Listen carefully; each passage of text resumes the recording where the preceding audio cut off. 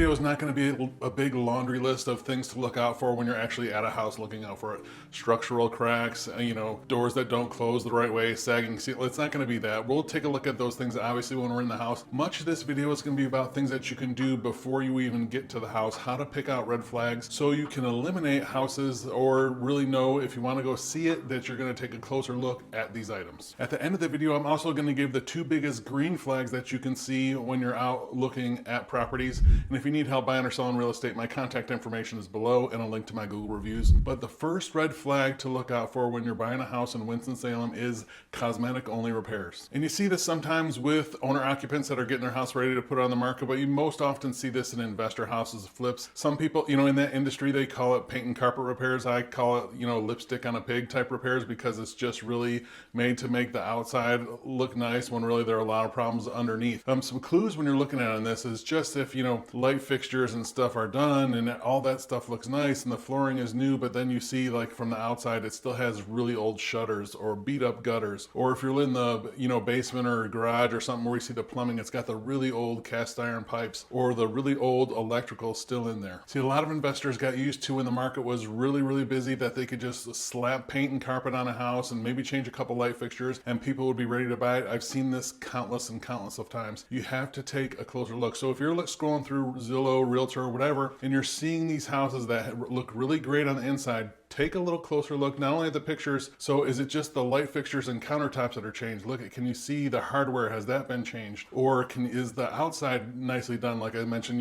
shutters and gutters, are those nicely done as well? Because a house that just has cosmetic only repairs and where you see these other clues is a huge red flag. Next red flag when you're buying a house in Winston-Salem is when you see that a house has gone on and off the market multiple times. When I'm representing sellers, I let them know that, look, when we're vetting offers and when we're talking through the offers that we get, we want to do what we can to make sure that this is a solid offer, because while it's not actually a kiss of death, it is a huge red flag when you see a house come back on the market for some reason. And if you see that happen multiple times, when you're looking through the property history, on the market, under contract, back on the market, under contract, back on, there's almost certainly something wrong. Now the good news is if there are problems that the listing agent or owner made aware of during the home inspection that were not disclosed initially, they really should be disclosed right now, so you will probably have more information. Or if it was buyer financing or whatever the case may be, you should have more information on those things, but especially look for items that had to be disclosed. But in general, in Winston-Salem, with our due diligence rules and things like that, if it goes on and off the market multiple times, it's a big red flag that really slow down and take a closer look before you get too attached to that house. This next one is not about the house itself, but is about the process in buying the house, and that is having an unknown lender. And look, you can use whoever you want to as a lender, but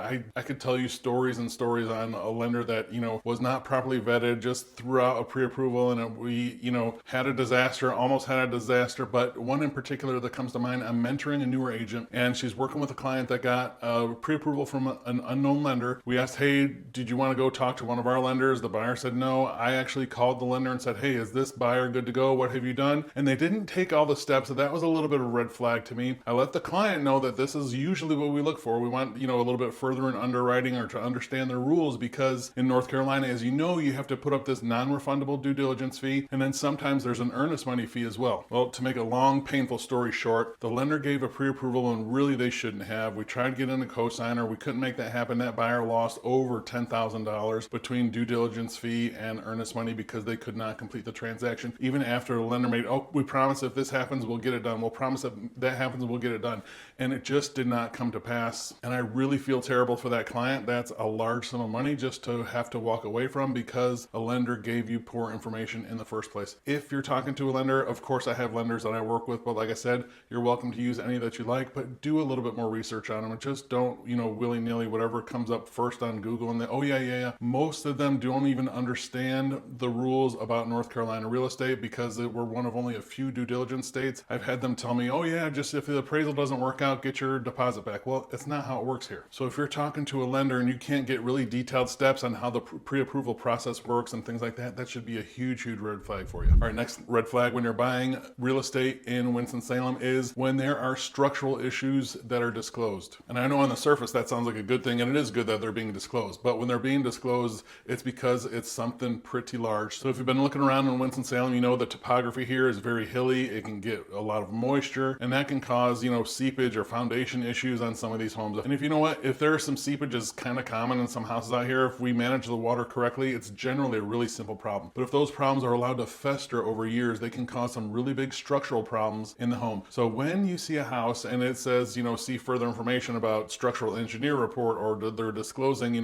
quote is available from, structural engineer, like that should be a really big red flag, because structural repairs can be some of the most costly repairs to do in a house. It could involve excavating part of the foundation, or, putting in, French drain systems around the whole perimeter and things like that. Now, on the other side of that, if it's a very well-written structural engineer report, we got a clear understanding of what's going on, because that is a red flag to so many buyers. If you're brave and you understand kind of what you're getting into, it could be a place to get an excellent deal if there are some of these. But overall, I would say if you're not the adventurous type, if structural issues are disclosed, take that as a big red flag and really proceed with caution. Next red flag when you're buying real estate in Winston-Salem is using a dual agent or just an unvetted agent in general. With all the changes going on in real estate right now, some people, they say, hey, I'm just going to go to the listing agent, I'll get a better deal, or I'm just going to click the Tour It Now button on Zillow, Redfin, or wherever the case may be, and who I get is who I get. And look, well, of course, I'd like to be the one to work with you. I understand I can't work with everybody, that I get that, but in your best interest, really take some time to vet who you're going to be working with. This is a big decision, and I just don't understand how in dual agency,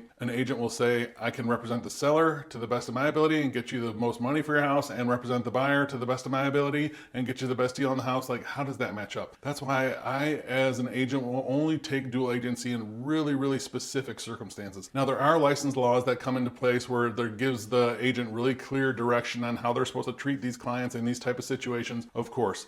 But it is just a situation that is just, there's so much gray area and so much temptation, for an agent to do the wrong thing. I just think that's a huge red flag if you're going to go to that same agent to represent both parties. And keep in mind, I'm not saying there are situations that it would never work, and I'm not saying I would never do it. I'm just saying it is really, really rare if I were to represent both a buyer and a seller in the same transaction, because it is just so difficult and there are so many things that can go wrong. And when you're taking that, tour on Zillow with that Zillow agent, and I'm not knocking all them, I know some really good ones, but when it's just click and do that, Zillow's not free. Zillow makes their money, the vast majority of it, from realtors and from their commission. Those little tour buttons, that they do, those agents are paying, often 35 to 40% of the commission back to Zillow to get that lead, which is what they consider you. And oftentimes Zillow or whoever will look at that as like, who's willing to pay us, and that's the agent you get. It's not vetted for quality or that they're really great. Of course, you should be able to see reviews and all those things like that. Long story short, just take a closer look when you're picking someone to represent you in what is probably your biggest purchase that you'll ever make. I hope it's me. If it's not, I understand. But the next red flag to look out for when you're buying real estate in Winston-Salem is unpermitted work. This is often done when they're refinishing a basement or an attic. And sometimes it will say this in the public remarks, but oftentimes it will be in the agent-only remarks that I'll be able to see and let you know about if it says, hey, basement work is unpermitted, or bath on second floor is unpermitted. There are a couple reasons why this is a big red flag. One is because of your homeowner's insurance. Say you have the basement that's done and it hasn't been permitted. Well, there's no occupancy, there's no property tax that goes along with that, all those things like that. But if that were to flood down there and it's not permitted, there is a chance that your homeowner's insurance is not going to cover that to be repaired. It will treat it as it was just an unfinished basement. Next one that could go wrong is, like I just said, the property tax. If the assessor comes by and see that that's done, or that you had a big deck and gazebo done on the back that wasn't permitted, well, they're going to see that. They're going to obviously reassess your taxes. They could go back for fines and stuff like that, even if those modifications were done before you purchased the house, if it was done from the previous owner. So again, unpermitted work is a big red flag in real estate. Just keep an eye out for that. And now for two really big green flags when you're out there looking. If you see these things, these are excellent signs that you have a house that was well taken care of and that you should feel more comfortable about moving forward with. And I guess first one is any evidence of proper upkeep. If you see furnace filters laying around, they have a big pack of them, and you see that, just okay, they probably change that regularly. Or if they have service records available on a showing, or they make mention of them in the comments either, or agent only remarks, hey, HVAC has been serviced every year by such and such. Or XYZ company does the landscaping and things like. Whenever you see things like that, that's just a good green flag flag on that this house has been properly taken care of. Next one is if the seller did a home inspection before listing the property. This is a huge one. Not only shows that the seller cares and wants to take, correct any major issues before they got the house on the market, but it's also just a great sign in general that the house was well taken care of all along and they're confident that there's nothing wrong, but they just kind of want to do one other check before it goes on the market so nobody's surprised by anything. That is a huge green flag if the seller has a pre-sale inspection done. And if that's the case, those will often be available to us. Again, usually mentioned in the agent only remarks, but I'll be able to see that for you and definitely will let you know about it. If you need help buying or selling real estate anywhere in the Winston-Salem area, I'd love to be a resource for you. You can reach out to me directly at jeff@govalentino.com. Thanks.